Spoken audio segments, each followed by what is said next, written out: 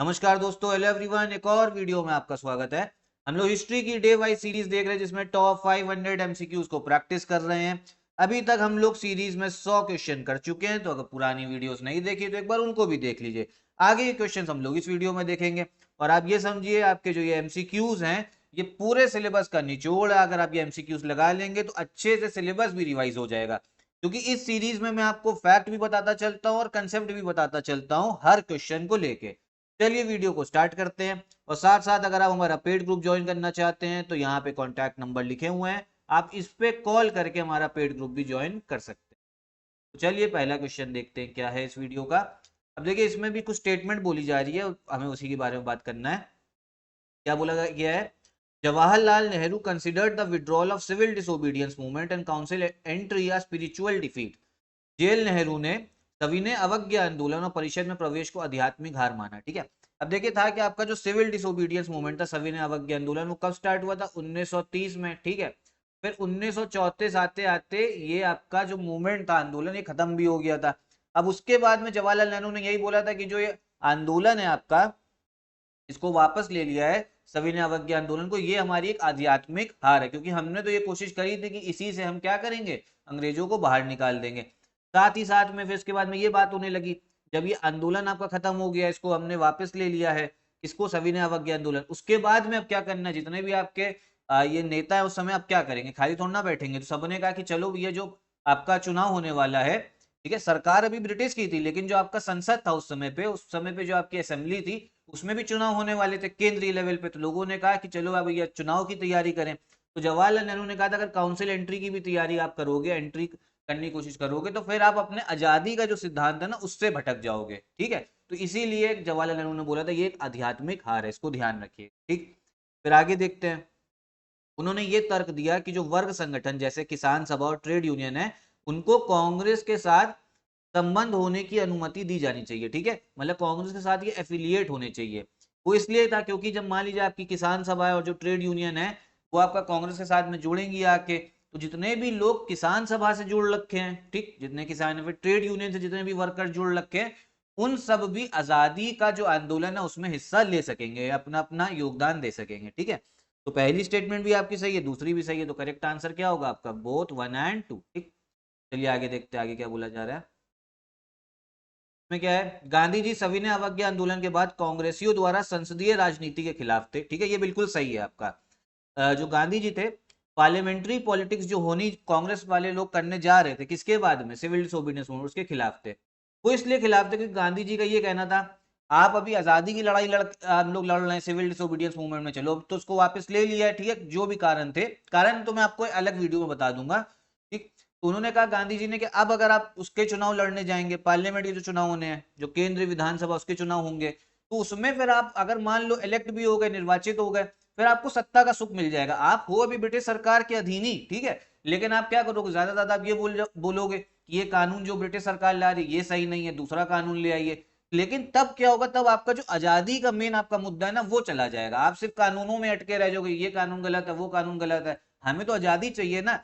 इसीलिए हमें जो है, जो पार्लियामेंट्री पॉलिटिक्स है, संसदीय राजनीति, उसके से दूर रहना चाहिए। किसने बोला था? गांधी जी ने। तो पहली स्टेटमेंट जो है वो आपकी बिल्कुल सही है। ठीक।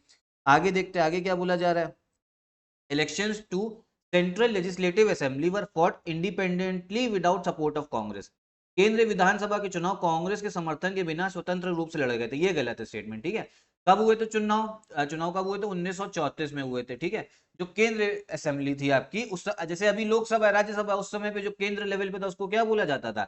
केंद्रीय विधानसभा, सेंट्रल लेजिस्लेटिव असेंबली। तो कांग्रेस के सपोर्ट के बिना नहीं, कांग्रेस का सपोर्ट था उसमें। ठीक है, क्योंकि सबसे बड़ी पार्टी थी कांग्रेस उस समय। और 75 सीटें जो थी वो थी आपकी किसमें? जो सेंट्रल लेजिस्लेटिव असेंबली थी ना, उसमें 75 सीटें भारतीयों के लिए थी। उसमें से कांग्रेस ने कितनी जीती थी? 45 जीती थी। मतलब काफी अच्छा परफॉर्मेंस था। तीसरी स्टेटमेंट जो है वो भी आपकी बिल्कुल सही है, लेकिन अब इस क्वेश्चन में बोला क्या जा रहा है, कौन सी स्टेटमेंट इनकरेक्ट है। ठीक है, कौन सा कथन गलत है। तो गलत कौन सा है? वो है आपका सेकंड वाला। तो करेक्ट आंसर हो जाएगा आपका सी, केवल 2। ठीक। चलिए आगे देखते हैं, आगे क्या बोला जा रहा है। अब देखो आगे, जो आगे गवर्नमेंट ऑफ इंडिया एक्ट जो 1935 का एक्ट है ना, उसको लेके अब आगे जितने भी क्वेश्चंस है ना, भारत सरकार अधिनियम 1935 को लेके, तो बहुत इंपॉर्टेंट टॉपिक है ये आपका। ठीक है, इसको तो अच्छे से, मतलब कान भी खोल लो, दिमाग भी खोल लो, आंखें तो खुली ही होंगी तभी वीडियो देख रहे हो, सब कुछ आँख कान दिमाग खोल के अब इस टॉपिक को आगे देखना है, ठीक। काफी क्वेश्चंस आते हैं। पहली चीज क्या बोली जा रही है, government of India act 1935 came up with an all India federation, ठीक है। भारत सरकार अधिनियम एक अखिल भारतीय महासंघ के साथ है, ये बिल्कुल सही है। ये एक्ट लाया कौन था, कहां पास हुआ था, ये हुआ था आपके ब्रिटिश संसद में, ब्रिटिश पार्लियामेंट में, लंदन में पास हुआ था, ठीक है। अब इसमें यही बोला गया था भारत में क्या करेंगे, एक महासंघ बनाएंगे, फेडरेशन बनाएंगे, बिल्कुल सही है। फेडरेशन होता क्या, आपकी केंद्र सरकार भी होगी, ठीक है, साथ साथ में आपकी राज्य सरकारी भी होंगे और राज्य सरकारों के पास में भी शक्तियां होंगी, ठीक। तो ये होता ऑल इंडिया फेडरेशन। लेकिन एक चीज समझ लो, ये जो फेडरेशन था, महासंघ, ये कभी लागू हो ही नहीं पाया, हाँ लागू नहीं हो पाया। और 1946 तक जो केंद्र में आपका प्रशासन था वो फेडरेशन महासंघ के हिसाब से नहीं चला। जो 1919 का इसके पहले अधिनियम आया हुआ था 1935, उसके हिसाब से जो प्रावधान थे ना, उसी के हिसाब से केंद्र सरकार जो है 1946 तक चली है। मतलब ये कभी लागू ही नहीं हुआ। बोला तो बहुत बड़ी बड़ी बातें कही थी, लागू नहीं हुआ। क्यों नहीं लागू हुआ, क्योंकि इसमें कुछ शर्तें थी, क्योंकि जो राज्य हैं, जो काउंसिल ऑफ स्टेट में जाने वाले हैं, ठीक है, उनका क्या कहते हैं समर्थन चाहिए था, साथ साथ में जनसंख्या वाला आपका प्रावधान भी था। तो ये दोनों जो प्रावधान थे वो आपके फुलफिल नहीं हुए, इसी वजह से लागू नहीं हुआ। दूसरी स्टेटमेंट देखते हैं क्या है, propose federation never came up due to in agreement of Congress, ये गलत है आपका, ठीक है। भारत सरकार अधिनियम में प्रस्तावित महासंघ कांग्रेस की असहमति के कारण कभी सामने नहीं है, गलत स्टेटमेंट है। क्योंकि कौन कौन सी कंडीशन थी, एक तो राज्यों वाली थी, ठीक, और दूसरी थी जनसंख्या वाली, इसीलिए दूसरा स्टेटमेंट है गलत, कांग्रेस की इन एग्रीमेंट नहीं था। अब इसमें भी बोले जरा कौन सी स्टेटमेंट आपकी करेक्ट है, तो करेक्ट भैया कौन सी हो जाएगी, वो होगी वन ओनली। चलो आगे देखते हैं। अगला क्वेश्चन भी इंपॉर्टेंट है आपका, मतलब काफी सभी इंपॉर्टेंट है। अब इसमें भी कुछ प्रोविजन है बात करनी है। Subjects to be administered were divided into reserve and transferred subjects at the federal level, प्रशासित किए जाने वाले विषयों को संघीय स्तर पर, मतलब केंद्र लेवल पे, ठीक है, आरक्षित और स्थानांतरित विषयों में विभाजित किया गया था। ये बिल्कुल सही है, ठीक है। जितने भी विषय हैं आपके जैसे काफी इंपॉर्टेंट होते हैं, मान लो आपकी विदेश नीति है, ये एक सब्जेक्ट हो गया, ठीक है, सेना है, ये एक सब्जेक्ट हो गया, कृषि ये एक विषय हो गया, अलग अलग विषय। तो इन विषयों को दो कैटेगरी में बांटा गया था, ठीक है, ये ध्यान रखिएगा। एक थे आपके रिजर्व्ड सब्जेक्ट, ठीक है, आरक्षित, और एक थे आपके ट्रांसफर्ड सब्जेक्ट, ठीक है। रिजर्व्ड को हिंदी में बोला जाता है आरक्षित और ट्रांसफर्ड को बोला जाता है आपका स्थानांतरित, ठीक है, ये ध्यान रखिएगा। तो पहली स्टेटमेंट जो है वो तो करेक्ट है बिल्कुल, ठीक है, दो सब्जेक्ट्स में बांट दिया गया था, याद भी करते चलो भैया आप लोग, ठीक है। फिर आगे देखते हैं, जो आपके रिजर्व्ड सब्जेक्ट थे उसमें क्या क्या चीजें आती थी। पहली चीज क्या बोली गई है, फॉरेन अफेयर्स, ठीक है, सही बात है, डिफेंस सेना की बात, ट्राइबल एरियाज और एक्लेसियास्टिकल अफेयर्स। ये आपको ये क्या एक्लेसियास्टिकल, ये है आपके चर्च को लेके, ठीक है, जो ईसाई धर्म में चर्च है उसको लेके है, हिंदी में भी देख ले रहे। आरक्षित विषयों में विदेशी मामले, रक्षा, जनजातीय क्षेत्र और गिरजा घर संबंधी मामले शामिल थे। तो ये बिल्कुल सही है दूसरे वाला, ठीक है, दूसरे वाला भी सही है। करेक्ट आंसर क्या हो जाएगा आपका, वो होगा सी, बोथ 1 एंड 2, ध्यान रखिएगा। और जो रिजर्व सब्जेक्ट्स थे इसका प्रशासन कौन करेंगे, मतलब किसके द्वारा प्रशासित किए जाएंगे, गवर्नर जनरल के द्वारा, और किसकी राय पे, जो काउंसिलर है उनकी राय पे, ठीक है। यहाँ पे मंत्रिमंडल जो था उस समय पे, मंत्रिमंडल, उसकी राय इस पे जरूरी नहीं थी। जो आपके ट्रांसफर्ड सब्जेक्ट्स होंगे ना, स्थानांतरित, वो किसके द्वारा प्रशासित किए जाने थे, वो गवर्नर जनरल के द्वारा, और किसकी राय पे, जो मंत्रिमंडल होगा। लेकिन वो मंत्रिमंडल को हटाया भी जा सकता, भी आगे देखते हैं, ठीक है, ध्यान रखिएगा। जितना भी आपको भी बताते चल रहा हूँ क्वेश्चन में, उतना तो याद करते चलिए, ठीक है, क्वेश्चन आपको मिल सकता है एग्जाम में। अब आगे देखते हैं, इसमें भी कुछ स्टेटमेंट है, ठीक है। अब जरा एक चीज पहले, क्वेश्चन करने से पहले हम लोग एक चीज समझ लेते हैं, काफी इंपॉर्टेंट है।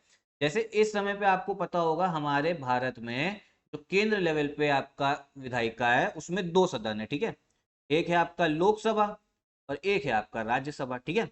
राज्यसभा जो है वो आपका अपर हाउस होता है, बड़ा हाउस होता है, ठीक है, और लोकसभा आपका लोअर हाउस होता है, ध्यान रखिएगा, आपको ध्यान रखनी है। ऐसे ही आपका 1935 में क्या बोला गया था, केंद्र लेवल पे जो विधायिका होगी उसमें भी आपके दो सदन होंगे, ठीक है, दो सदन बोले गए थे उसमें। एक बोला गया था आपका फेडरल असेंबली, फेडरल असेंबली, इसको याद करते चलिए, और एक बोला गया था आपका काउंसिल ऑफ स्टेट्स, ठीक, ध्यान रखिए, ठीक है, फेडरल असेंबली और काउंसिल ऑफ स्टेट्स।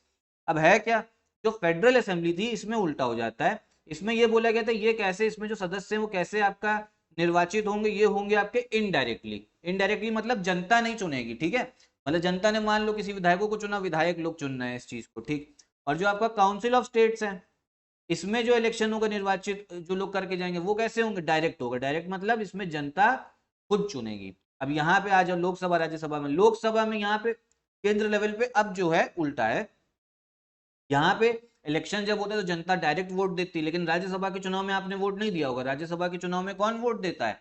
जो राज्य के विधानसभा के विधायक होते हैं, एमएलए मेले साहब, ठीक है, वो वोट देते हैं। चलिए आगे देख, अब क्वेश्चन पढ़ते हैं। संघीय सभा को आंशिक रूप से ब्रिटिश भारतीय प्रांतों से चुना गया था, और आंशिक रूप से मतलब ये आपका इनडायरेक्ट बात हो रही है, एक तिहाई राजकुमारों द्वारा नामित किया गया था, ठीक है, ये बिल्कुल सही है।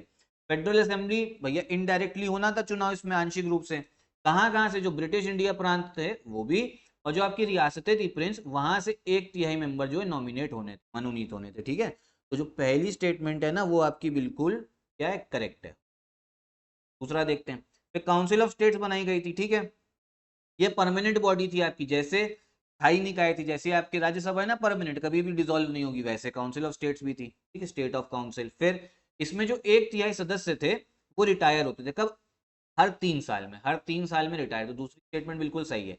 लेकिन इस समय पे जो राज्यसभा में सदस्य हैं वो रिटायर होते, एक तिहाई रिटायर होते, लेकिन हर 2 साल के बाद में होते, ठीक है। उस समय पे क्या था, हर 3 साल के बाद हो रहे थे, ये याद रखिएगा। और जो आपकी असेंबली थी, इसका जो आपका ड्यूरेशन असेंबली कितना, 3 साल का होना, तो ये गलत है आपका, 3 साल का तो नहीं होना था, कितना होना था? काउंसिल ऑफ स्टेट्स का जो ड्यूरेशन है वो होना था 5 साल का। तीसरी स्टेटमेंट जो हो गई गलत हो गई, ठीक है। करेक्ट आंसर कौन सा होगा, कौन सा करेक्ट है? पहला। दूसरा करेक्ट है तो भैया पहले टिक लगा दो बी। ओके, कौन सा क्वेश्चन था ये आपका? ये था आपका 105। चलिए आगे देखते हैं, जल्दी जल्दी करते हैं, ठीक है। इसमें भी कुछ स्टेटमेंट 1935 वाली हैं, देखते हैं। संघीय विधानसभा के सदस्य मंत्रियों के खिलाफ अविश्वास प्रस्ताव ला सकते हैं। मेंबर्स ऑफ फेडरल असेंबली मतलब एक वोट ऑफ कॉन्फिडेंस ला सकते हैं, किसके खिलाफ में? मंत्रियों के खिलाफ में ला सकते हैं। तो ये बिल्कुल आपकी जो स्टेटमेंट है वो बिल्कुल सही है, ठीक है। जैसे अभी भी लोकसभा में अविश्वास प्रस्ताव लाया जा सकता है ना, तो फेडरल असेंबली में ला सकते हैं, तो पहली स्टेटमेंट सही। दूसरा क्या है? काउंसिल ऑफ स्टेट्स नहीं ला सकते अविश्वास प्रस्ताव, ये भी बिल्कुल सही है। अविश्वास प्रस्ताव किस में आ सकता है? सिर्फ लोकसभा में इस समय पे, और उस टाइम पे 1935 के अधिनियम के हिसाब से कहां पे? फेडरल असेंबली में, ठीक है, बिल्कुल सही आपका स्टेटमेंट जो है ये चल रही है। आगे देखते हैं, अब क्या बोला जा रहा है? The system of religion based and class based electorates was removed, गलत है।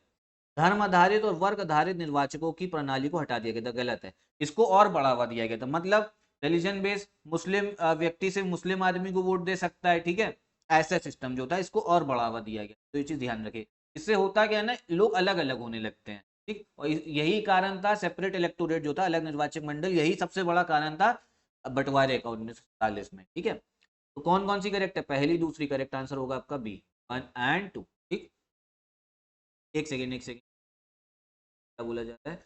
हाँ जी, 1 और 2 करेक्ट है, ठीक है, सही है। आगे देखते हैं, इसमें भी भैया आपका 1935 वाले एक्ट को लेके क्वेश्चन है। क्या बोला जा रहा है? प्रांतीय स्वायत्ता ने डायरकी की जगह ले ली, प्रोविंशियल ऑटोनॉमी रिप्लेस डायरकी, ये बिल्कुल सही है। 1919 अधिनियम के हिसाब में क्या था? प्रांतों को कंप्लीट आपकी ऑटोनॉमी, आजादी नहीं दी गई थी, मतलब कुछ सब्जेक्ट गवर्नर के पास रखे गए थे, कुछ ही जो कम इंपॉर्टेंट थे वो मंत्रियों को दिए गए थे। लेकिन इसमें क्या था, जो राज्य होंगे उसमें कंप्लीट आपको स्वायत्ता ऑटोनॉमी दे दी गई थी, ठीक है, ये ध्यान रखिए। कौन से 1935 एक्ट के हिसाब से? आगे देखते हैं, फिर राज्यों को इंडिपेंडेंट फाइनेंशियल पावर और रिसोर्सेज भी दी गई थी, स्वतंत्र वित्तीय शक्ति और संसाधन दिए गए, ये सही है। क्योंकि होता क्या ना, अगर आपको कहीं पे भी अच्छे से काम करना है जनता के लिए, तो आपके पास में पैसा होना चाहिए, पैसा लगाओगे तभी तो जनता काम करोगे, ठीक है। मान लो जनता आपके पास में आई, किसान आया कि भैया सिंचाई का काम करवाइए यहाँ पे, अब पैसा ही नहीं है आपके पास में, तो कैसा काम करवाओगे? तो 1919 तक क्या था ना, इन लोगों को कभी भी वित्तीय शक्तियां सरकार नहीं देती थी, मतलब ब्रिटिश सरकार देती भी थी तो बहुत कम पैसा देती थी। लेकिन अब 1935 के हिसाब से बोला कि हाँ आपके पास में पैसा है, आप अपने हिसाब से इसको खर्चा करो, ठीक है, फिर जनता को हिसाब देना हमसे मतलब नहीं है। आगे देखते हैं, provincial governments could not borrow money on their own security, ये गलत है, ठीक है। अगर मान लो उनको कहीं काम करवाना है तो पैसा तो उधार लेना ही पड़ेगा, आज की सरकारें भी पैसा लोन लेती हैं फिर जाके काम करवाती हैं, ठीक है। तो सरकारें अपनी सुरक्षा के लिए पैसा उधार नहीं ले सकती, गलत है। पैसा उधार ले सकती हैं लेकिन अपनी सिक्योरिटी देनी पड़ेगी और हिसाब से काम करना। कौन कौन सी स्टेटमेंट करेक्ट है आपकी? सिर्फ 1 और 2, तो बी वाला है करेक्ट आंसर आपका, ठीक है। क्या आगे देखते हैं, आगे अब ये भी 1935 को है। क्या बोला जा रहा है? एक्ट ने एक रिजिड कॉन्स्टिट्यूशन दिया with no possibility of internal growth, अधिनियम ने आंतरिक विकास की कोई संभावना नहीं होने के साथ एक गैर लचीला संविधान प्रदान किया, ये बिल्कुल सही है। गैर लचीला का मतलब ये होता है, मान लो संविधान बना दिया, संविधान में अब आगे जब उसको इंप्लीमेंट होगा, 1935 भी जो था ना एक संविधान की तरीके ही था, जब उसको आप लागू कराओगे तभी तो आपको पता चलेगा कि क्या क्या कमियां आ रही हैं। तो उन कमियों को दूर करने के लिए आपको संशोधन करने की जरूरत होती है, लेकिन इतना रिजिड था कि आप इसमें संशोधन कर ही नहीं सकते हो। इसी को क्या बोला जाता है, गैर लचीला। मतलब अगर संशोधन करना है तो इतनी लंबी प्रक्रिया आपको बता दी जाएगी कि आप पहले ही सोचोगे कि जो कमी है ना उसी के साथ जिंदगी गुजार लें। जैसे 1947 के बाद में हमारा संविधान आया, जब लागू होने चालू हुआ तब हमें पता लगा ना कि कुछ कुछ कमियां आ रही है, तो संशोधन आना भी स्टार्ट हुए। ठीक है, तो ये था 1935 में, ये आपका एकदम रिजल्ट था गैर लचीला। फिर अमेंडमेंट कौन कर सकता था, वाइसरॉय कर सकते थे क्या, गलत है। संशोधन का अधिकार वाइसरॉय के पास सुरक्षित था, ये गलत है। संशोधन सिर्फ कौन कर सकते थे इसमें, ब्रिटिश पार्लियामेंट। कौन, ब्रिटिश संसद। कहाँ, जो लंदन में थी ब्रिटिश संसद, क्योंकि उन्होंने ही बनाया था, वही संशोधन करेगी। दूसरा आपका गलत है। करेक्ट आंसर क्या हो जाएगा, ए वाला हो जाएगा आपका। ठीक है, तो आगे देखते हैं। ये भी क्या है, इसमें बोला जा रहा है इस एक्ट ने एनफ्रेंचाइज का मतलब होता है 54% ब्रिटिश इंडिया पॉपुलेशन को वोट का अधिकार दे दिया। इस अधिनियम ने ब्रिटिश भारतीय आबादी के 54% को मताधिकार दिया, गलत है। ठीक है, मताधिकार दिया था लेकिन कितनों को दिया था, सिर्फ 14% भारतीयों को, सिर्फ 14%। भारतीय पॉपुलेशन जितनी थी उस समय उसके 14% को, ठीक है, सिर्फ उनको ही मताधिकार मिला था।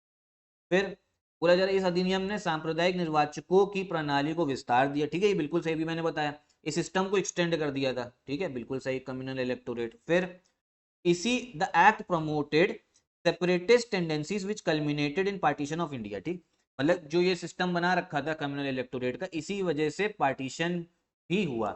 इस अधिनियम ने अलगाववादी प्रवृत्तियों को बढ़ावा दिया जिसका समापन भारत के विभाजन में हो। ये भी बिल्कुल आपका सही है। ठीक है, तो दूसरा स्टेटमेंट भी सही है, तीसरा स्टेटमेंट भी सही है आपका। करेक्ट आंसर कौन सा है, वो आपका 2 एंड 3। आगे देखते हैं आगे। ये इसमें बोला जा रहा है जो 1935 के रिफॉर्म है उसमें इंटेंशन क्या था सरकार का। मान आपको तो लग रहा होगा काफी उन्होंने ये क्या कहते हैं प्रावधान जो है दे दिए। ठीक है, उस समय के हिसाब से जो इतना भी इन्होंने शक्तियां दे दी थी ना राज्यों में, कंप्लीट आपकी ऑटोनॉमी, वो भी बहुत बड़ी बात थी। क्यों दिया गया, क्योंकि इस समय पे आप ही समझिए आंदोलन बहुत हो रहे थे। अभी कुछ समय 1934 में ही सविनय अवज्ञा आंदोलन को वापस लिया गया था। ठीक है, तो आंदोलन काफी थे और अंग्रेजों को भी लग रहा था कि नहीं, कुछ ना कुछ तो हमें क्या इनको एक ये समझिए कि वो पॉलिसी कुछ देनी पड़ेगी जिससे कुछ साल ठंडे रहें, कुछ साल आजादी की लड़ाई जो है हमसे मत मांगे, बस इतना अपने में खुश रहें। ठीक है, अंग्रेज बहुत चालू थे, कभी हम लोग मॉडर्न हिस्ट्री पढ़ेंगे, कभी क्या पढ़ेंगे ये क्वेश्चन के बाद में डिटेल में, तो बताएंगे अंग्रेजों ने कैसे दिमाग विमाग से खेल खाल के कैसे यहाँ लोगों को बेवकूफ बनाया था। ठीक, आगे चलो देखते हैं, मतलब कौन कौन से कारण इसमें बोला जा रहा है कि क्या क्या कारण थे। Reform would revive the political standing of constitutionalist liberals. सुधार संवैधानिक उदारवादियों के राजनीतिक दृष्टिकोण को पुनर्जीवित करेंगे। ये बिल्कुल सही है आपका स्टेटमेंट। ठीक है, क्यों सही है, क्योंकि जितने भी आपके उस समय पे संवैधानिक जो उदारवादी थे उनकी छवि काफी खराब हो गई थी जनता के बीच में। जनता को लगता था कि यार इनसे कोई काम धाम तो होना नहीं है ना, ये कभी कोई आपका सुधार ले पाए, अंग्रेजों से कायदे का सुधार नहीं ले पाए हैं, तो उनकी छवि खराब हो रही थी। और वो उदारवादी वैसे लोग थे जो अंग्रेजों से कंप्लीट आजादी नहीं मांगते थे, मांगते भी थे इस समय तक तो मांगने लगे थे, लेकिन एक आपकी समझिए गरिमा के तहत, एक दायरे के तहत, कभी भी कानून के बाहर जाके काम नहीं करते थे। तो अंग्रेजों ने कहा नहीं, इनका जो है जिंदा रहना, इनकी जो दृष्टिकोण है इनका जिंदा रहना जो है जरूरी है, तभी जो जनता जो है शांत रहेगी। ठीक, तो इसीलिए इन्होंने रिफॉर्म लाए। ठीक, फिर ये भी था, reform would convince a large section of congressman of the ineffectiveness of an extra legal struggle. सुधारों से कांग्रेसियों के एक बड़े वर्ग को एक अतिरिक्त कानूनी संघर्ष के निष्प्रभावी होने का अनुमान होगा। ये भी सही है। ठीक है, इसमें यह था, मान लो हम सुधार ले आए, अब इससे कांग्रेस वालों को लगेगा कि नहीं, जो आप कानून के बाहर रह के आंदोलन कर रहे हो ना जिससे अंग्रेजों को भी खतरा, वो गलत ही चीज है। ठीक है, उससे कभी भी सुधार नहीं मिलना। यहाँ पे हम कायदे से अगर आंदोलन करेंगे तो ही हमें सुधार मिलना। अंग्रेजों ने ये भावना बैठा दी थी। ठीक है, ये भी सही है। फिर इनको ये लगता था कि मान लो जब चुनाव होगा, आपका राज्यों में तो चुनाव होने थे ना, केंद्र में भी चुनाव होने थे, लेकिन वो आपका महासंघ जो था वो लागू नहीं हो पाया। लेकिन अंग्रेजों ने तो ये सोचा था कि लागू होगा, चुनाव होंगे, राज्यों में भी होंगे। जब राज्यों में चुनाव होंगे तो कांग्रेस वाले भी चुनाव लड़ेंगे, उसके बाद में वो सत्ता में आएंगे। ठीक है, मतलब रहेंगे हमारे अधीन ही, ब्रिटिश सरकार के अधीन, लेकिन सत्ता में आएंगे। जब सत्ता में आएंगे तो सत्ता का सुख मिलेगा, उनको लगेगा कि यार क्या हम आजादी की लड़ाई लड़ें। मान लो अब आपको आजादी की लड़ाई लड़नी, फिर आप मंत्री बन गए हो राज्य में कहीं पे, मंत्री पद छोड़ना पड़ेगा, फिर सड़कों पर उतरना पड़ेगा, फिर लाठियां खानी पड़ेंगी। तो अब मान लो किसी को भी सत्ता का सुख मिलेगा, वो तो कहेगा नहीं कि अब छोड़ो ठीक है देखा जाए। तो अंग्रेजों को भी ये बात पता थी कि हम क्या करते हैं, इनको जरा सत्ता का स्वाद चखा देते हैं, फिर ये खुद जो है ना आजादी की लड़ाई खुद ही भूल जाएंगे। Once Congressman tasted power they would be reluctant to go back to politics of sacrifice. एक बार कांग्रेसियों ने सत्ता का स्वाद चखा, वह अब बलिदान की राजनीति में वापस जाने के अनुच्छेद थे। ये भी बिल्कुल सही है, ये भी इंटेंशन था। फिर क्या था, रिफॉर्म कांग्रेस को यूनाइट करेगी, ये नहीं, ये तो इंटेंशन नहीं था। कभी भी कांग्रेस को यूनाइट करने वाला सुधार अंग्रेज कभी ना लाते। सुधारों का इस्तेमाल कांग्रेस को एकजुट करने के लिए किया गया था, गलत है आप, ठीक। अब क्वेश्चन में पूछा है कि जरा कौन सा इनकरेक्ट है, ठीक है, यही तो, इसीलिए तो एमसीक्यू प्रैक्टिस कर रहे हैं। कौन सा क्वेश्चन इनकरेक्ट है, कौन सा ऑप्शन, पहले के 3 सही है, कौन सा इनकरेक्ट है, वो है आपका डी वाला। करेक्ट आंसर आप कौन सा, देखो है ये गलत, लेकिन क्वेश्चन में तो यही बोले जा रहा है ना कौन सा इनकरेक्ट है भैया, यही एग्जाम में यही इनकरेक्ट वाला पूछा जा रहा है। तो कौन सा गोला, गोला जो 4 आपको दिए होंगे ना, डी वाला, डी वाले में आपको काला भरना होगा, ठीक है, ये ध्यान रखना, डी वाला है गलत, डी वाला गलत है और क्वेश्चन के हिसाब से सही है, ठीक। तो यही थे आपके इस वीडियो के क्वेश्चंस। जितना भी फैक्ट था, कंसेप्ट, मैंने कोशिश यही करी कि मैं आपको समझा दूं, आपको अच्छे से अगर समझ में आया हो तो कमेंट बॉक्स में बस जरूर बताइएगा। कुछ अगर प्रॉब्लम भी है, कुछ समस्या भी, तो भी कमेंट बॉक्स में लिखिए कि क्या कमी रह गई, आगे की वीडियोस में बिल्कुल सुधार होगा। यहीं पे मैं वीडियो भी खत्म करता हूँ। पसंद आई हो तो लाइक करिएगा, चैनल सब्सक्राइब। नमस्कार।